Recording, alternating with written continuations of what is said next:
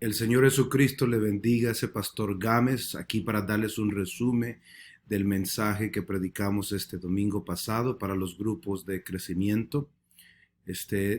Predicamos un mensaje este domingo que pasó titulado El discípulo permanece. Leímos nuestro texto del libro de Juan, capítulo 15, el verso 4, dice, el Señor Jesucristo hablándole a sus discípulos, dice, permaneced en mí y yo en vosotros, como el pámpano no puede llevar fruto por sí mismo, si no permanece en la vid, así tampoco vosotros si no permanecéis en mí. Hablamos este domingo que pasó sobre que el Señor Jesucristo nos llamó a no a ser cristianos, no a ser creyentes, no a ser oyentes, no a ser seguidores, sino que nos llamó específicamente a ser discípulos. Y el Señor Jesucristo se encontraba hablando con los discípulos en el capítulo de Juan, capítulo 15, y les comienza a ellos a decirles de que Él es la vid y ellos son los pámpanos y que ellos sin Él, si no permanecen en Él, no van a poder llevar fruto y así glorificar al Padre y a revelarse que el mundo entero sepa de que eran discípulos de Él. El primer punto que tratamos era que el Señor Jesucristo le revela a sus discípulos que ellos no pueden ser independientes de Él. En el verso 4 del capítulo 15 dice el Señor, permanecer en mí y yo en vosotros. Le está diciendo y hablando a sus discípulos. La palabra permanecer proviene de la palabra griega meno y quiere decir, significa quédate, mantente o acatar. Era una palabra que se encontraba para localizar a algo o a alguien en el griego.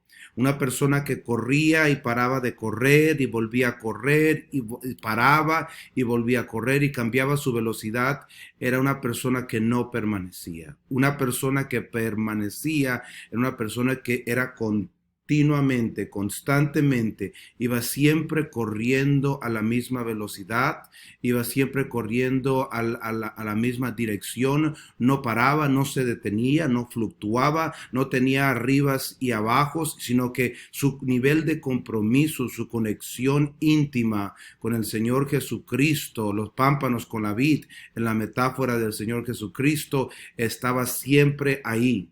Y el Señor Jesucristo usa esta palabra para hablarle a sus discípulos y decirles, permanezcan en mí. Les está dando una instrucción, les está dando un mandato, les está revelando que ellos, por más talentosos que sean, no van a poder hacer jamás nada si no permanecen, si no se encuentran conectados con Él consistentemente, constantemente, de la misma forma que los pámpanos están conectados con la vid. La vid es la que los alimenta, la vid es la que les da fuerza y energía y vida para que esos pámpanos produzcan fruto. Y eso es precisamente lo que el Señor le está diciendo a los discípulos. 3 veces en el verso, Él dice permaneced, permaneced, permaneced. En el capítulo entero, Él lo menciona 8 veces y Él dice permaneced, permaneced, permaneced, permaneced, permaneced, permaneced, permaneced, permaneced. Hay un énfasis. En todo el capítulo, el Señor le está diciendo a los discípulos, permanezcan en mí, no se salgan de mí, quédense en la esfera que yo mismo les he enseñado, que yo les he instruido de la palabra que el Señor había hablado a ellos y que ahora nos habla a nosotros, que permanezcamos en Él.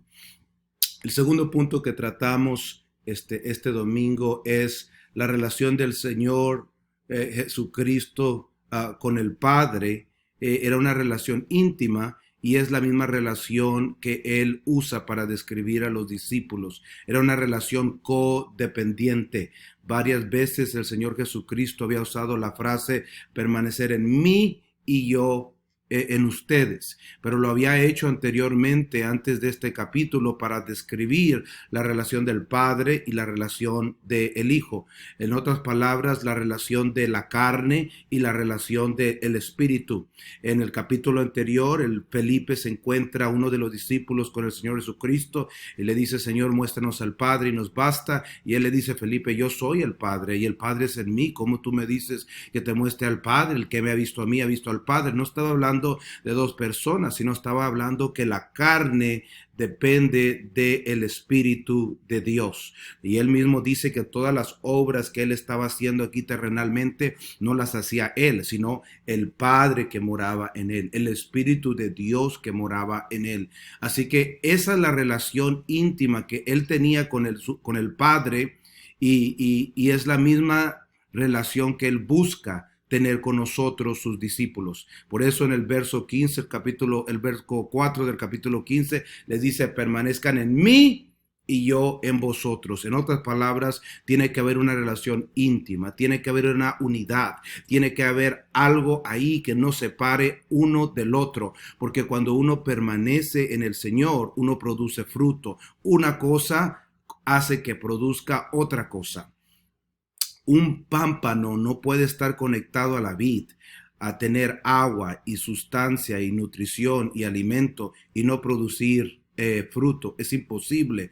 Una cosa causa la otra, y eso es lo que el Señor les estaba diciendo a ellos, que hubiera una coexistencia, una codependencia en Él, de que dependieran ellos como sus discípulos en Él, para que pudieran glorificar al Padre y llevar fruto, y asimismo el mundo entero iba a saber de que ellos eran discípulos del Señor Jesucristo por el fruto que producían. Número 3, el tercer punto que tratamos es que cuando un discípulo permanece en el Señor Jesucristo, produce discípulos. ¿Cuál era el fruto que el Señor estaba hablando? Porque cuando uno permanece, uno produce fruto. ¿Cuál es ese fruto? El fruto de un discípulo es de que hace más discípulos. Ese es el fruto que el Señor Jesucristo estaba hablando. Póngase a pensar, el ministerio del Señor Jesucristo fue un ministerio terrenal de 3 años y medio aproximadamente, y durante ese periodo el enfoque de él eran sus discípulos. Había creyentes alrededor de él, había multitudes alrededor de él, fariseos, escribas, saduceos, sumos sacerdotes y romanos, tantas personas alrededor de él, pero el énfasis de él eran los discípulos, la instrucción eran sus discípulos, todo lo que él hacía eran sus discípulos. Dios busca a creyentes comprometidos que son discípulos. Eso es precisamente lo que es un discípulo, un creyente comprometido a las escrituras, comprometido a enseñar a otra persona sobre cómo estudiar y aplicar la escritura en su vida. Y él está diciendo a sus discípulos: si ustedes permanecen en mí, van a producir fruto, van a producir discípulos, y el mundo entero va a glorificar al Padre a causa de lo que ustedes mismos están haciendo. Póngase a pensar en eso, porque el Señor nos ha llamado en este tiempo y en todo tiempo. Es instrucción directa, es el mandato de Dios, es la gran comisión en los 4 evangelios y en el libro de los Hechos. Es la historia de la iglesia, es la misión de Dios, de que todos sus discípulos produzcan más discípulos. No nos llamó a hacer otra cosa, sino a producir más discípulos. Así que piense en esto esta semana mientras está usted en su grupo de crecimiento, y está estudiando la palabra de Dios y contestando las preguntas que se proveyeron para que dialoguen en su grupo de crecimiento. Quiero darle gracias a cada persona que está orando con nosotros por medio de Zoom a las 6 de la mañana los lunes, y que está ayunando con nosotros estos 21 días. Gracias por escoger un día para poner al Señor primero y buscarle en ayuno y oración.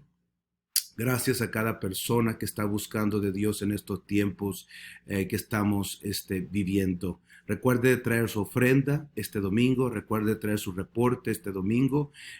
Venga listo para testificar algo de lo que Dios le ha mostrado y lo que Dios ha hecho en su grupo de crecimiento, o cualquier otra cosa.